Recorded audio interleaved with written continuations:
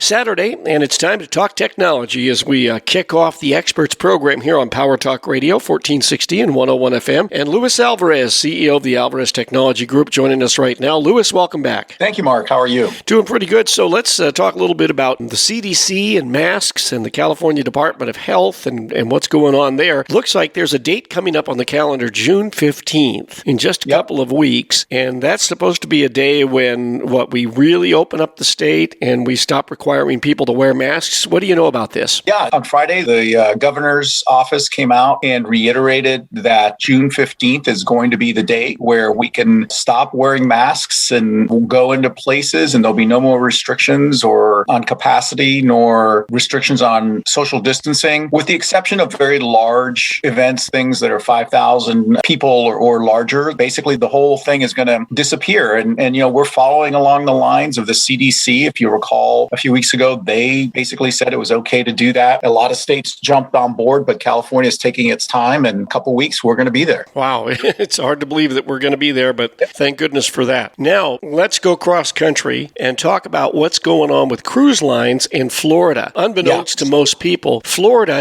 is the number one embarkation point in the country for cruising. There are more cruise ships that come in and out of Florida, out the Dodge Pier there, that sail out to the Caribbean and other locations. Quite frankly, the vast majority of passengers are Americans. In many instances, you fly to Florida and you get on the cruise ship and you go out to either the Western or Eastern Caribbean or what have you, and you come back. So where this becomes an issue is, I guess, Norwegian Cruise Lines and some of the other cruise lines they're in a disagreement with the governor of Florida about proof of vaccination. What's going on here? As these new rules are implemented, the idea that you can go places and do things without having to prove that you're vaccinated, you just basically have to say you are, kind of stops at the border, if you will. So the CDC and those federal agencies that are in charge of things like international cruises or ports of call or airlines, they are still going to require and mandate that in order to be able to get on a cruise ship, those cruise lines have to prove conclusively that 98% or more of the crew is vaccinated and 95% of the passengers are vaccinated. But that flies in the face of an order that Governor Ron DeSantis, who's the governor of Florida, issued back last month in April, basically saying that he's prohibiting any public or private agency or private organization company, if you will, from requiring vaccinations for activities or requiring vaccination passports, if you will, to prove that people are vaccinated, which means that the cruise lines are caught between a rock and a hard place, right? On the one hand, you have the governor saying you can't do that in Florida, where all of these ports are located. On the other hand, you have the CDC saying if you don't do that, you can't operate in the United States. So it may force a lot of these cruise lines to move to parts north, into North Carolina and South Carolina and Georgia and other ports of call, where they can follow the CDC guidelines